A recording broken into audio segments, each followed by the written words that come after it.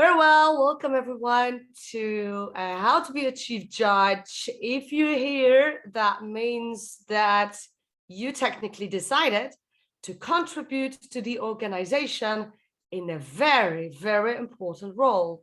So that thanks to you in the future, the contests can take place and be successful, potentially, of course.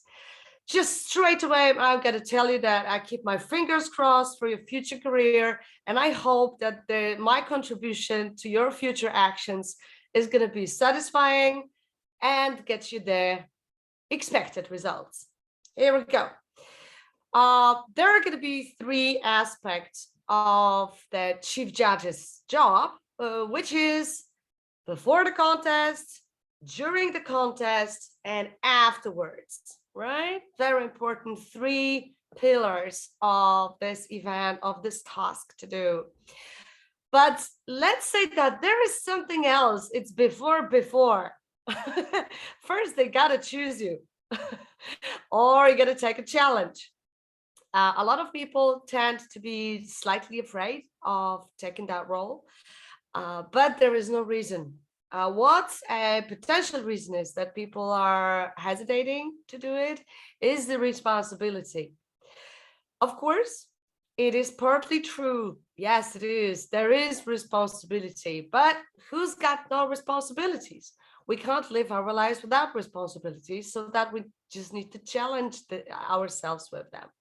Well, it is not so huge responsibility as they probably told you, because your decisions are, as a chief judge, are not made just through your intuition or your opinion. There are rules, there are procedures which help you to make the right decision, even if not to the end you agree with this, because that's a role. That's not only a responsibility, and TMI is helping you to fulfill it. So we can go to this before contest part. I hope that now you'll be more willing to take this role in the future coming contest season, because it's coming, right? That's exciting. I always like that part. Before the contest, there is actually a lot of work to do, but it's so pleasant because you do this with people. You do this through communication with people. You need to appoint your voting judges, timers, counters, and a secret weapon. A secret weapon is a tie-breaking judge. Whereas the selection of timers or counters usually goes to less experienced Toastmasters or those that are just willing to do this and contribute. Well, finding, selecting, recruiting, whatever you call it, the voting judges is a bigger task. First of all, these people must have some experience and 2 levels done in pathways. So they need some experience in speaking and in leadership, because this role includes both of these elements. Otherwise, that would be pretty difficult and probably with no profit to the contest itself. Well, appointing judges. What I recommend in this situation, first of all, is to make a list of possible people that could agree to this, eligible people who have enough of experience and they are still paid members of Toastmasters International, which is the basic requirement to be a judge. Then in this list, it depends how long this list is and how many people you actually need. There are some, if you look at the rule book, technically they usually put there an information that it's about 5 or 6 judges. Yes, this is an excellent number. Good luck. If some clubs do not struggle with membership, this will be only a pleasure just to offer this to relatively experienced Toastmasters. But sometimes we struggle. So what is recommended is to choose, at least at the club level, even at the club level, to choose voting judges from other club. Anyway, this is much more beneficial, in fact, because your contestants are more easily judged without any background than when they are judged by their own co-members. So it's highly recommended. On higher levels, like area level or division or district, it is highly recommended to have more judges. There are no top limits. You can have 10, 12, 20, if you like. The more voting judges, the more objective the verdict probably is. And the bigger variety of different opinions and views on the contestants' speeches. When you have your list, depending, of course, on the conditions, it is recommended to do selection, finding out if these people technically would like to take that role. Of course, if they're allowed to, they're eligible to this, and ask for their motivation. That sounds like a funny question, but believe me or not, that some people would like to be a voting judge just to help their favorite contestants win before the contest happens. So we avoid these kind of motivations, but of course we don't avoid these kind of people, because this is only about another very important thing, which is briefing for judges. And this one also happens before the contest. When you get your long list of possible judges, you had already selected through and they agreed to cooperate, it is really important to appoint a meeting. Well, the recent recommendation in Rulebook, which is new, recent, comparing to the previous years, it is allowed to have this briefing online. What are the advantages and disadvantages? Is it's much easier regarding logistics, regarding the possibilities to have enough time to meet everybody in the same place so that everybody is able to come and conduct this briefing. Disadvantage is that if you speak about things like ethics, which I'm going to get through later on, if you speak about, for example, ethics, which I strongly believe is a kind of a sensitive topic, it is much more effective, to my opinion, when you do it in person. It is nice to meet your judges, to ask in person about their fears and so on. So, of course, it is your choice. It is relatively easier to do it online. And that's why this point appeared in the rulebook. What I can share with, according to my experience, there are really, really different briefings. There are some briefings that people technically are really waiting for. They happen 2 or 3 days before the contest. And I appoint these meetings like a lot of time before. These meetings have usually a great presentation with all of the details put on it, a checklist for voting judges just to remember about every detail they need to, a lot of different details. Then I send this presentation to them. Some of them come back to it before the contest just to refresh their knowledge. Some of them just use it further on for maybe when they are chief judges and they need it. This is something to share. So the briefings take about an hour, let's say, and it no matter if they take part online or it's in person, they take the same much of time.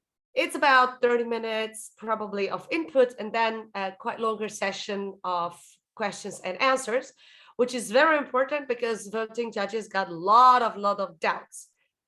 which is not surprising. I hope today you also guys are going to have a lot of doubts, so you could ask questions. Here we go. The briefing. There is a second type of briefing for judges that I experienced, which is an express briefing. These briefings sometimes happen straight before the contest, or when you or whatever something happens that you have little time to do this, then we just quit the presentation and we do this quite quickly, no matter if it's on Zoom or it's in person. So please be prepared for both of these options. Of course, much more recommended is the thorough one, a longer presentation with all of those facilities and opportunities to ask questions, because with that shorter one, usually before the contest, we just speak about the most important information, then we allow questions. Questions are very, very important, and because they let the voting judges get rid of their doubts. And there is nothing worse in a contest than a judge with doubts. Unless it is about the verdict. Then, of course, this is only their problem. This is not us anymore. What a chief judge need to say during this briefing is mainly we start from ballots. Ballot is a document that they get and they just need to fill it in. A lot of things look obvious, but I'm a big fan of elementary basic knowledge, and it is just worthy to tell them where they put the name of contestants, where they get the name from, which obviously depends on the contest chair or the organizers of the contest. They just need to know when exactly they get the names and where they should put them down. So that for example, some judges, they don't put the names, and then in the end, they forget who they actually judged. So I know it sounds abstract, but these things just happen and we need to be aware of it. So we advise them to put the names on the ballot straight away when they enter the contest, or maybe if it's possible to get the list before, it's nice to provide them with the list of contestants in a right order. Well, this is the first thing, put the names on the ballot, but very important.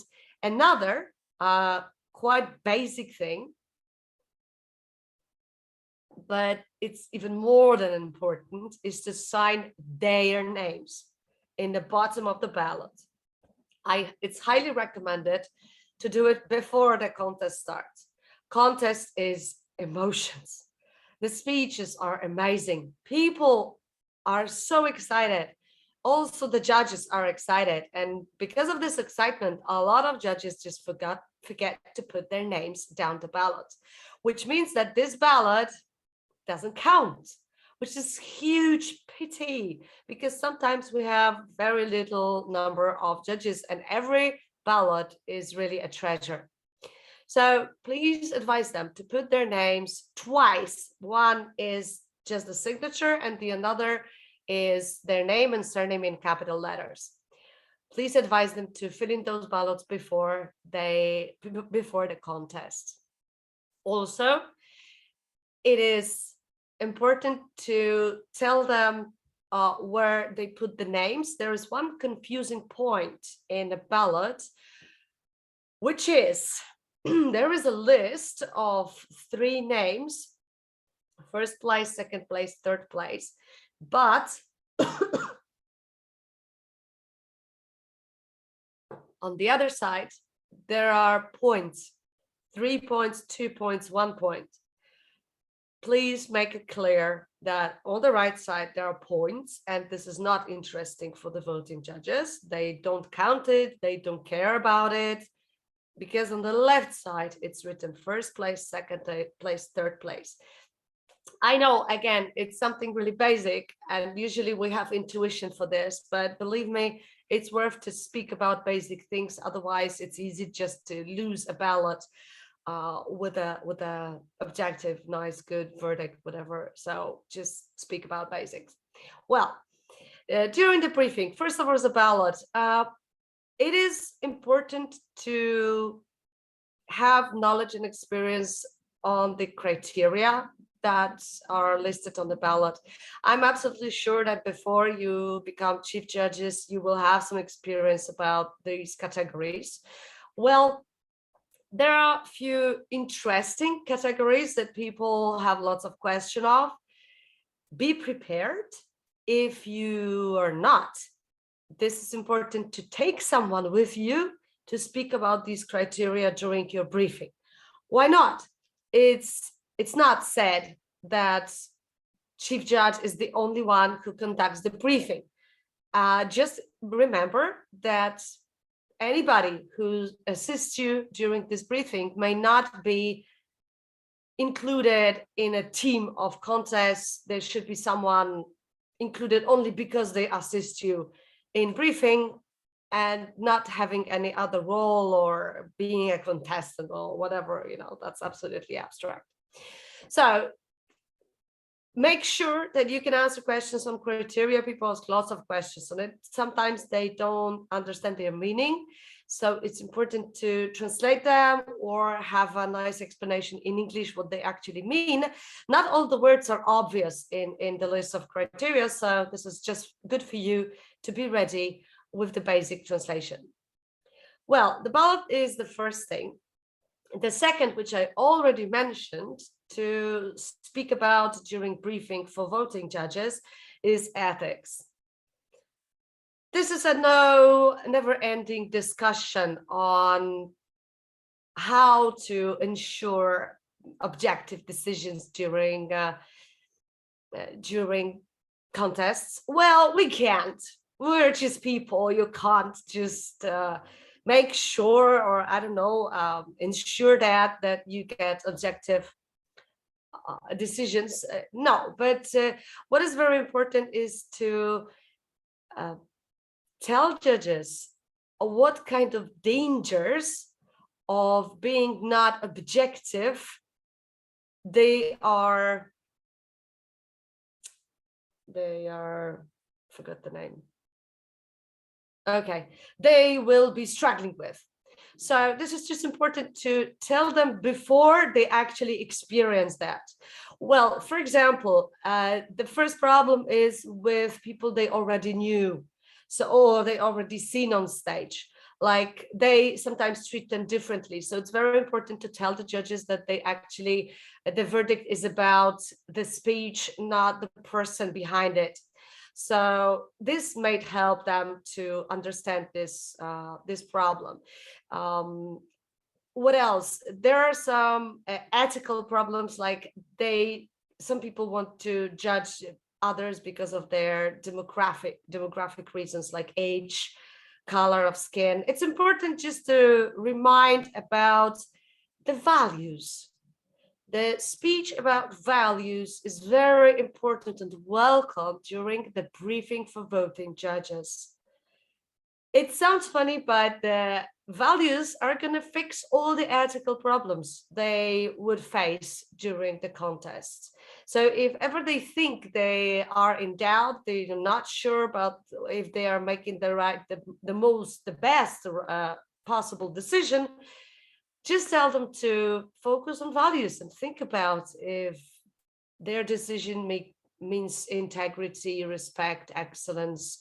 Henrik, you've got a question. There is a Q&A session afterwards, but if you already got this question, please speak. Well, maybe I'm a little too fast for this, but there is a contest, and you registered into the contest, and someone wants to stop the whole contest. Who is in charge to stop the whole contest? The area or the division director or the district director, or is the chief judge or the contest chair who can stop the contest in that way? Okay, thank you very much. Please mute. Oh, thank you. Here we go. who is in charge to stop the contest? Only a chief judge. We are the bosses of everything at that point. The chief judge decide about all this. It's of course this is again not a one-person decision usually, because it's not your responsibility to decide yes or no. It is important to consult it with the organizers mainly. The district leaders, they don't really have power unless, of course, some of those are the responsibility of the leaders, and that's why it's worth to consult with them, because in the end they will be responsible for this. But technically, they give you a job of a chief judge, and you decide about all of these things. It's your decision, and I can tell you just an anecdote that on my last big contest, I even decided if we turn on or turn off the air conditioning. So it's people really tend to ask you about anything. Yes, you are responsible almost as much as the organizers, so probably some district leader, but in fact you are in charge of everything during the contest. Thank you. Well, before we go to contest, we're still before contest because we are at the briefing. The briefing about ethics. So the core values are the key to just clarify all the doubts about ethics. Of course, it is really worth to listen to the judges' questions and example situations that they can imagine or they already been to. So just like Henrik did today, like he told me a possible example situation, and then it's much easier for me to tell what it should be like. So please listen to the judges' doubts again during this moment and ask them for example situations so that they can feel less doubtful about what to do in difficult situations. Well, the last thing to inform judges about, voting judges, is the protests. This is something what technically can happen. I'm not sure what your experience is. Maybe there will be time to talk about this in the end, but not often we get them, but we need to be very, very much ready to get any protests. The contestants and the judges are allowed to have those protests, and all the possible protests all come straight to you.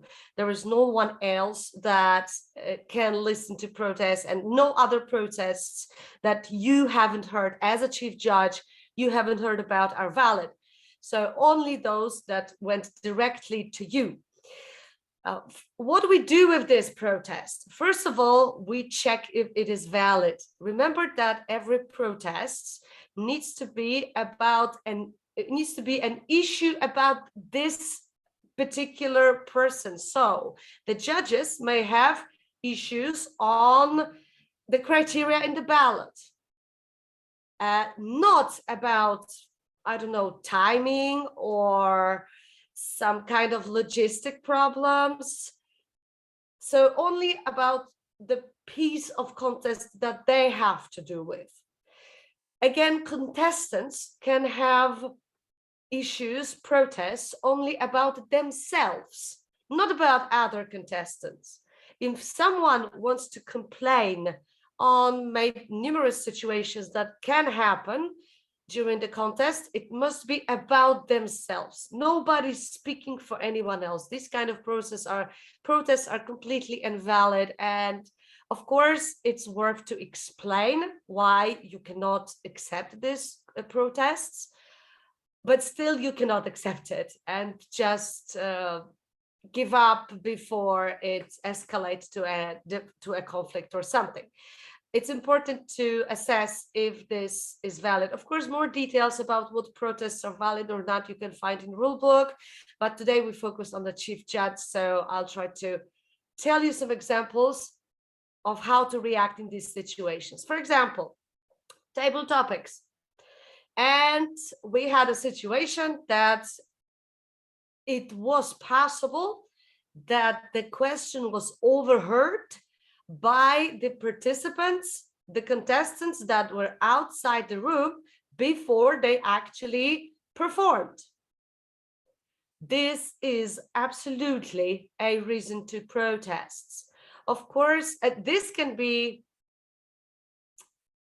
probably, this should be done by a contestant who saw this, because this is not fair for the contestants that somebody heard the question before they heard it on stage.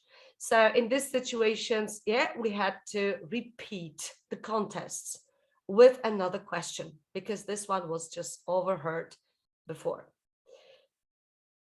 Well, some kind of situations with microphones, they might appear.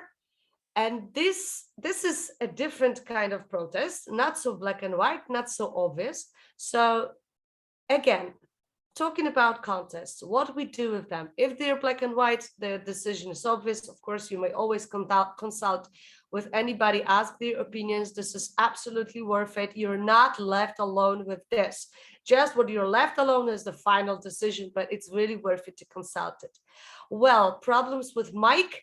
This is something to discuss among judges. Judges have different opinions. Listen to them. Maybe there were different impressions. Maybe some of them have good argumentation for canceling the contest, or as well for continuing without any changes. Please listen to them carefully. I can't say right now yes or no, we accept the protest or not, but because it depends on individual conditions on a particular contest. So you gotta gather as many opinions as you can. Of course, what is recommended in case when the protest is about a contestant, or it's from a contestant especially, this is highly recommended to invite the contestant to speak about their reasons, their arguments, or what their opinions about the situation that happened to the judges, so that the judges can give you a better opinion just for you to make the final decision. That's what the process is. Well, I'm sure you're gonna have some questions about protest, but please wait until we finish. You can give me your examples and I'll be happy to answer in these particular cases if you like. Well, protests probably is the last issue at the briefing. Well, what we do first is consult it, listen to all the opinions, and make a final decision the best you can. This is what we do with protests. I do not recommend to do this online if you don't have to, because if the contest is in person, don't do it at conversations on Facebook, for example, because that brings a lot of mess. Of course, if you conduct if the contest is online, it's highly recommended to go with the judges to a separate room and then discuss it. It's always a quite hot and emotional discussion. Then take your time during these discussions. It's not worth to hurry. I know that people are then waiting, everybody's getting irritated, but it's important. The most important thing is, through respect, is to be fair during the contests. Okay, that was briefing, pretty brief. Just give me one chance. I need to light up some lamps here.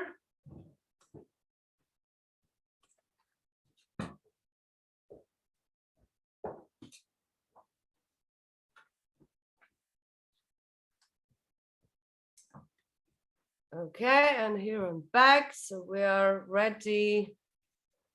We're ready to talk about the chief judge's role during the contest. So that's the second very important thing during the contest. Well, if you prepared yourself well for the contest, if you briefed your judges thoroughly, if you explained all the details, if you gave them their ballots, if you gave the instructions, if Finally, you gave them links for tutorials, which are also recommended when you look at the rule book and check the list of tasks for a chief judge.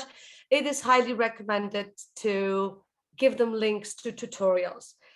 Why not? Absolutely. If you've done all this, it is highly possible that your contest will be successful without doing much during the contest. First of all, the chief judge is the one who answered the question from stage of the contest chair if the judges were briefed and they are ready for their fulfilling their roles. If it's true, you just confirm, I confirm, or you say yes. And this is, if you're lucky, this is the only thing that you do during the contest. But of course, what may happen? First of all, it is very important to, if you distribute already the ballots, is to make sure that the judges sit relatively close to stage.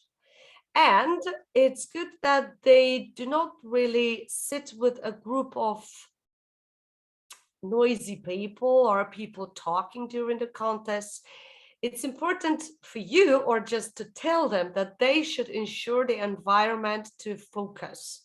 Very, very important factor, because I have seen a lot of situations like during the contest, it was 2 minutes for the judges and a lot of people were just speaking between each other, having conversations. It is, some people really struggle a lot with this kind of conditions so that they cannot focus. If you want to get the best possible verdict, please ensure that your judges, your voting judges, got conditions to do their job properly. Of course, online, it's a different situation. It's less loud, but yeah, just ensure the right environment to let them work. Well, when the contest starts, and what may happen is, that was a very good question, Henrik, actually. Like, what happens when someone comes in and just stop the contest? Well, everything can happen. And the contest is the moment, it's relatively short time, but we need to do everything not to let to interrupt it. First of all, please make sure that the sergeants at arms know which moments they can let someone in and they cannot let someone into the room. This is important because this might be an issue to have protests on a lot of times, so that some contestants were interrupted during the contest. And you know what? I really get it. I wouldn't like to be distracted during one of the most important speeches of my life when if I was a contestant. I can truly understand that. What else can distracts your contestants? It might be a reason for protests is the basic rules, turning off the phones and any other electronic device so that they do not interrupt the time of the contest. Well, I guess this is very important to be in touch with the timers and counters during the contest. You give them specific documents so that they fill it in, the times, and then later on the results. They are your team, so please make sure that they know how many judges they should get ballots from. Of course, you don't tell them their names, locations, whatever, because during the contest, the judges simply just raise their hands and give the lower piece of ballot to the counters, or a sergeant, is you decide, but it's important for you to know because they give all these ballots at the counting session, but there is one ballot that they give straight to you. And this is a tie-breaking judges ballot. This one never goes to the whole group of ballots that you get. This one goes straight to you, not to the counters. So it's important for you, of course, before you have chosen a tie-breaking judge, Now it's important during the contest to know exactly where they stay, where they are, so that you can go and approach them to get the ballot of tie-breaking judge. Very important. When I was not experienced, I thought that, okay, tie-breaking, we don't have such problems, but these are not exceptions. In only a little bigger contest than the club contest, it's used almost always, very, very, very often. Usually, maybe not the first places, but at least on 6th, 7th place, if there were so many contestants. It's very important to keep it in your pocket and protect it until until you use it. Well, so tie-breaking judge, other monitoring. What else you gotta do? Hopefully nothing except talking about protests. Well, disqualification happens because of time, and this is you to decide about it. Actually, you make all decisions, but you're highly recommended to respect the disqualification because of time. In the end of each contest, you get a document, a list, the timers document, some spreadsheet, or and you can clearly see who went, who crossed their time limits or who were just below. And unfortunately, this is highly recommended to disqualify this person. Well, disqualification, it sounds easy, but don't forget that you might ruin someone's life. So be careful. If you're not sure about the numbers that the timers put on paper, just go and make sure about this, because I remember this kind of problem that somebody just read the time wrong because the handwriting was not so clear. So be careful. These are very important decisions. So if you have probable disqualification, just make sure that it's really it. Well, that's first of all. So after announcing any disqualification, so that the counters know which contestants they take into account, then you monitor counting. Of course, the counters do this, but you are in charge, so you have a look like from a distance. So please make sure that they double check. Very, very important issue. I remind you again, the contest is emotions, emotions, emotions, so that you are the person to make cool decisions, and you need to observe if everything is done accordingly to the rules. So the counters count the results, and this is your responsibility to put the results on a specific document to deliver it to the contest chair. And that's how technically the role of a judge during the contest may finish. Well, this was before, this was after, so technically there must be something after. There is also a role, oh, here we go, some latecomers. Latecomers are all welcome. Okay, so what do we do after that? It is recommended with most of the contests that you keep the list with results. So for about, let's say, 2 weeks, the end of the contest is the moment that it is decided if it was valid or not. If the contest chair actually manage to finish up the contest, so to speak about the results, then technically it's also your success, because that means that there were not resolved protests, and no other doubts that technically these, and no problems with counting, no mistakes in any reports, and all this stuff. That means this is your success. Your success is a successful contest. So afterwards, please keep the results. Why? We're only humans. If you still made a mistake for some reasons, but this time, this is only about your pricks of conscience, because it's you decide of any possible changes. If you find out that there has been a mistake, you got to do something about it. This is a quite important issue because as far as I know, we don't really take the awards back from the contestants.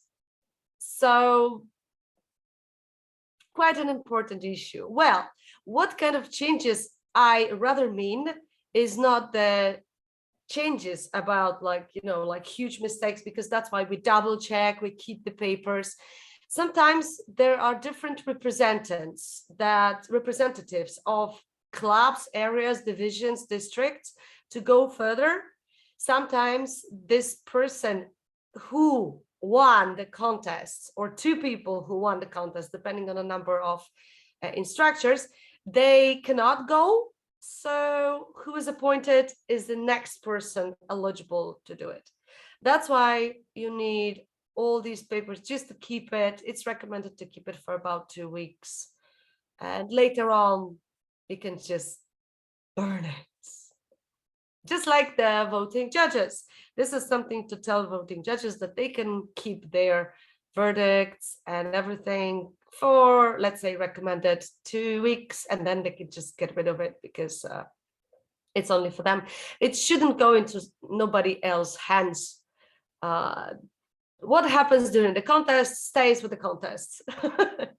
And it's only your pricks of conscience what you do with things which are not done well before. Well, is there anything after the contest? I don't think so.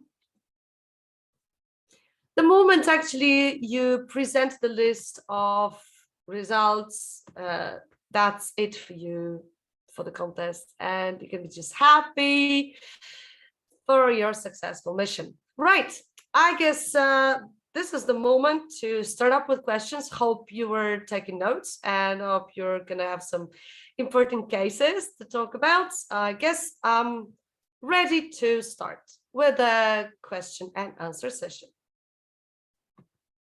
Anyone?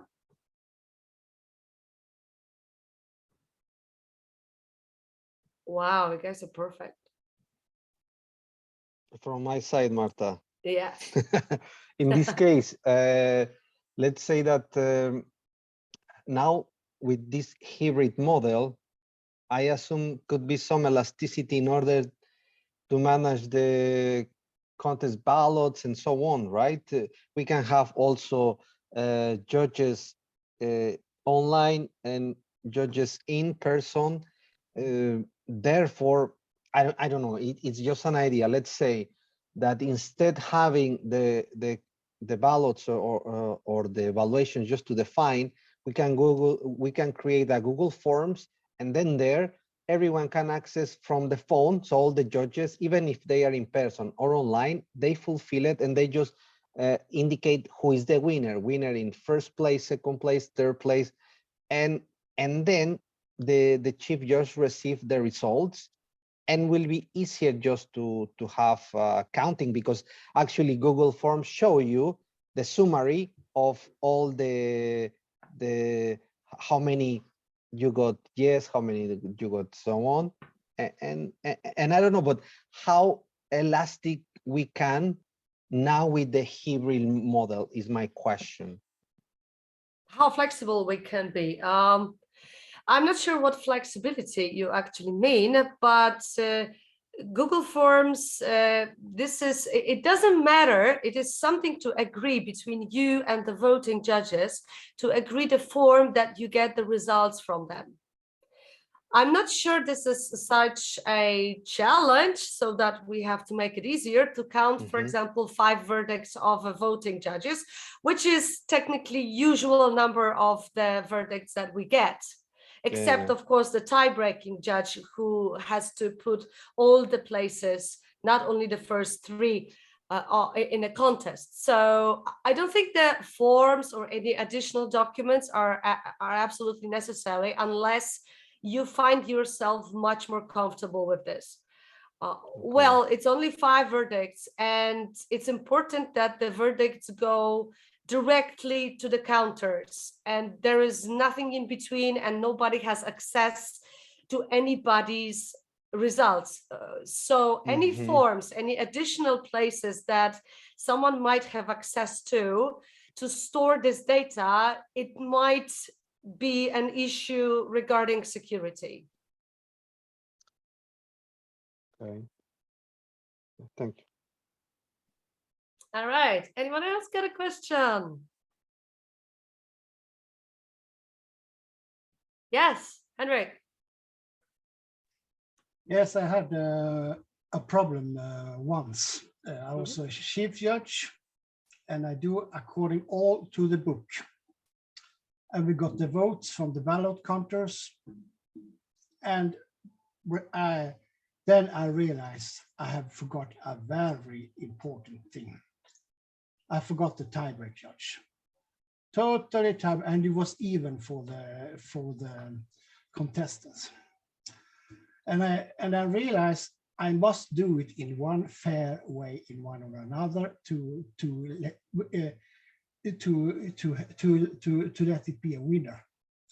So the only thing I can do is to take a neutral person in the audience and ask, which of those speeches do you think have the best thing in the speech? I think that one. Then I already asked a tiebreak, and then we talked. I didn't know it was right, but how shall we do in that when we miss the tiebreak judge? Okay.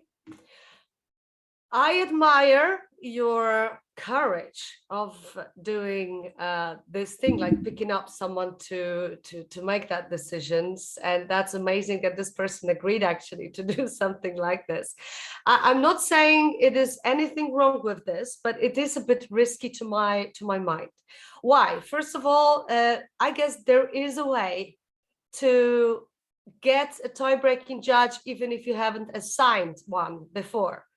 I also had this kind of situation, like it was even before there were equal results before the end of contest. I just thought, wait, hey, I don't have the tie-breaking judge. And then I asked one of my judges to be one and just add the rest of results to the list in the ballot.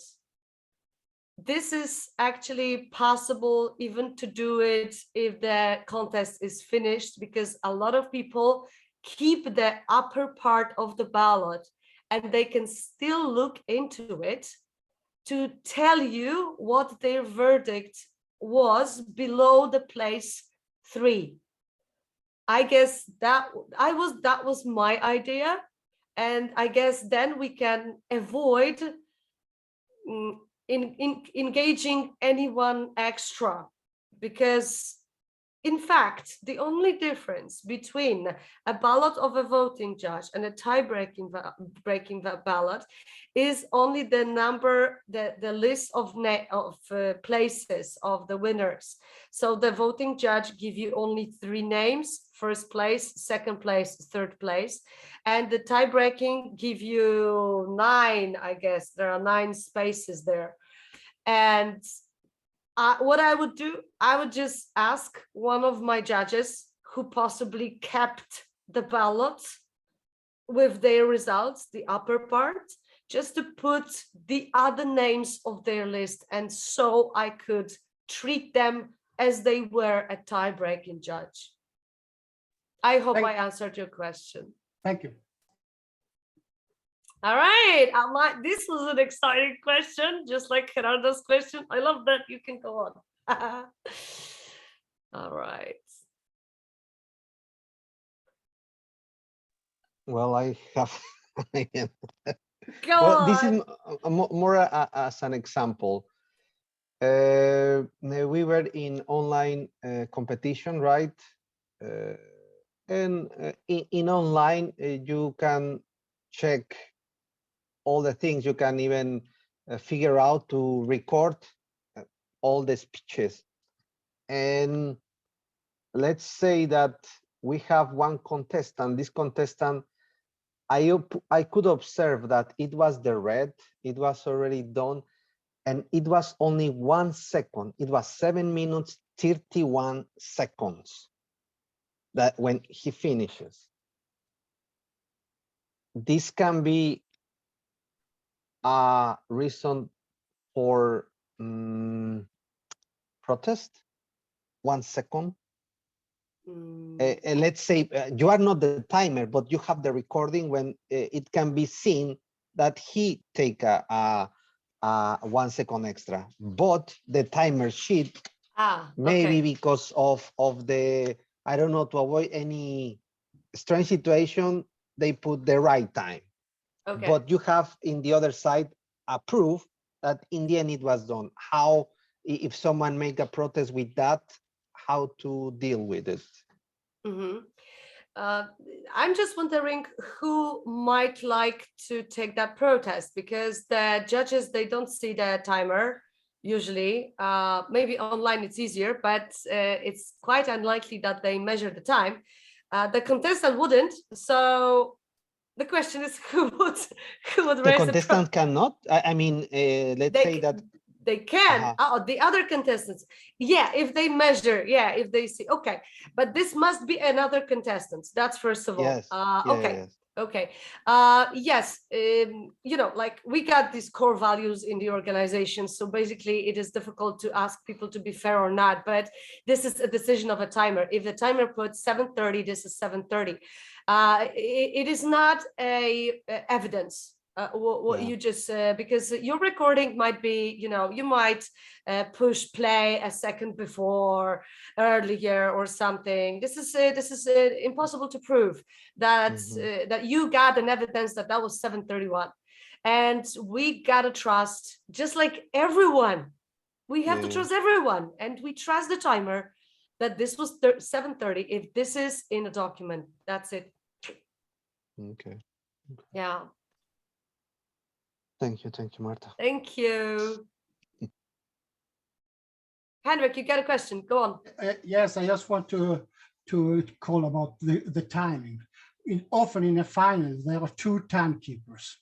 And Yes. if it's someone who gets, for example, if it's 7:29 for one time gets 7:29, and the other one gets 7:32 or something like that, then they must admit to have one time that is equal for both of them. So they can't just have 2 times. So that shows in the middle, and often gets it, for example, 7:31, they put it on the list, even if it could be 32, even if it could be 39, they put 31 for that's I have heard about the rules when I was timekeeper in the district final before. So it may have changed now, but before it was like that. So it has to be equal in some way or another. Okay, Henrik, you just said that there are 2 timers. Yes, but only one of them measured the time. The other timer is showing the time to the contestants. There are no 2 clocks. There's only 1 clock. So we don't. I have done it with 2 clocks only. I never show the contestant the time. So that's fine. Okay, but that's what the I don't know, good practice rule book or the procedures say, that there is 1 clock, and the other timer is to, first of all, not let the other timer fall asleep or be late with something. You know, they are much stronger when they are together. But another timer is just showing the green, yellow, and red cards. So it's not a situation that we have 2 results and we have to decide which one. It was measured just once by them, which means physically only one of them holds the smartphone or whatever watch, yeah, or clock, whatever. Actually, that would be very risky for me to appoint 2 timers. And that they have to consult every result every time, you know, it's that would be very confusing at times, I believe. So keep 1 timer, make your life simpler. All right. Yes, Elena, your question. Hi, hello. Thank you for the training Hey. today. I would like to ask you, when you are in an area contest and the chief judge makes a mistake, and then there is a discussion between the presidents, and the results are announced, even though it's not we cannot say anything about the results. But let's say that the chief judge announces the results and how they came out to that result. How we handle this situation as area directors? Okay. Technically, as the district leader, so area director, division director, district director, we cannot interrupt the role of chief judge. The chief judge in the end, I mean, maybe not chief judge, but we can just clearly engage some people to do a certain job, which is organizing the contest. So the contest chair and the chief judge, these are the two main roles. We have no longer impact on how they do this job. In the end, what we get as a result is the results of the contests, so that we can give it to the division director and continue the procedure of contest. It is nothing we can do. If a chief judge fails to conduct, to ensure that the contest will finish successfully, we got to organize another one. We cannot interrupt the chief judge and make any decisions, because our responsibility finishes the moment we give this job to other people.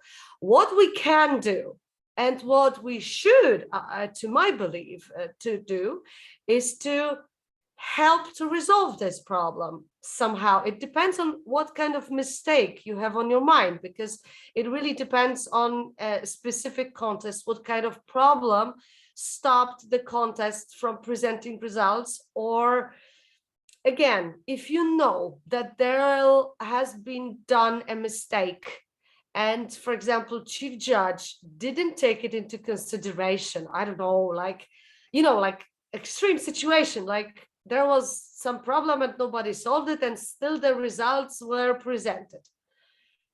Unfortunately, this is not our task to decide if the contest was done well or not. We need to leave those people and just share, I don't know, like accept their responsibility for this. I know that these are difficult situations, because if there are obvious mistakes, like everyone could see these problems, but there, and for example, there were some protests about it, but they were not taken into consideration, or a chief judge just ignore it. Like I'm talking about really extreme situations when someone's got or very little knowledge, or either just bad intention. But in our organizations, boys and girls, we cannot do anything about protecting from bad intentions. If someone wants to destroy something, they probably will. What we can do is just to make sure we do not invite them to our next projects or responsibilities. But these are really extreme situations. Usually it's our responsibility. It's nice to consult, to give them advice if they don't know how to resolve some problems, but the final decisions is the chief judge's one.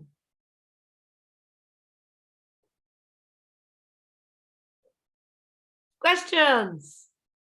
Wojciech, here we go. Long time no see. I got one question. What if there is no proper sign from the contestant after ending his/her speech, and it lasts over the rule limit, like 6-7 seconds?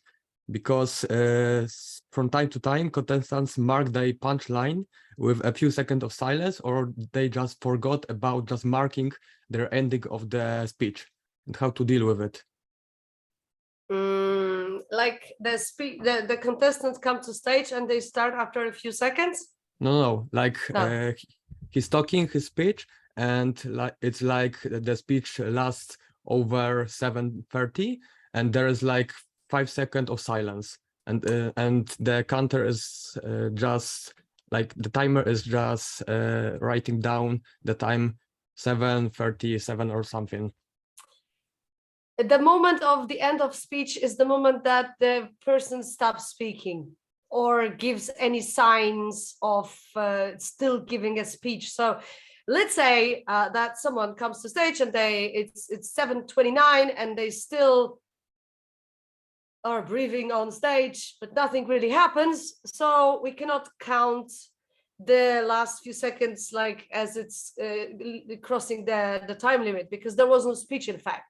But if someone is doing something that it still shows that the person is kind of speaking, anything it is, this is counted as a speech. And if they cross the time limit, it should be disqualification.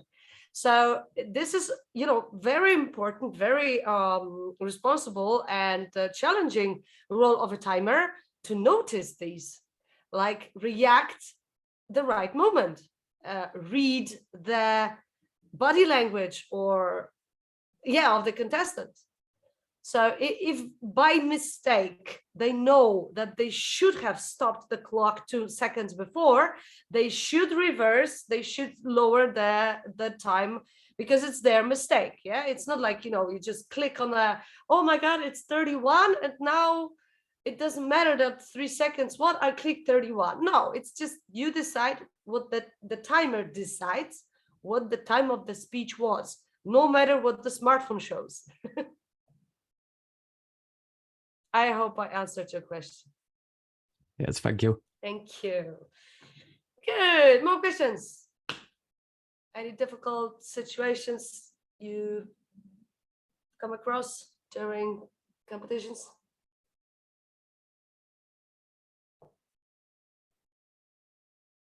Okay, I've seen that already. A few people just thanked me for the webinar, so I guess it's time to go. How to contact me directly? It's my name and surname on Facebook. You can contact me on Facebook, on Messenger. No problem. I can answer your question. I can support you with advice, and generally support you if you need it. So I hope you're going to be amazing chief judges. This is a lot of adrenaline, but it's worth it that you take this responsibility and you make these things happen, because thanks to chief judges, we got contest. Don't forget about that, right? Without us, there will be no contest. Very well.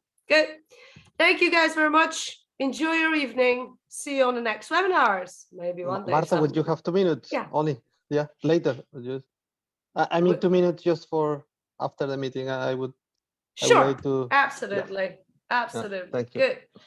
Thank you very much. Goodbye. Nice evening. See you. Thank you. I got a heart, huh?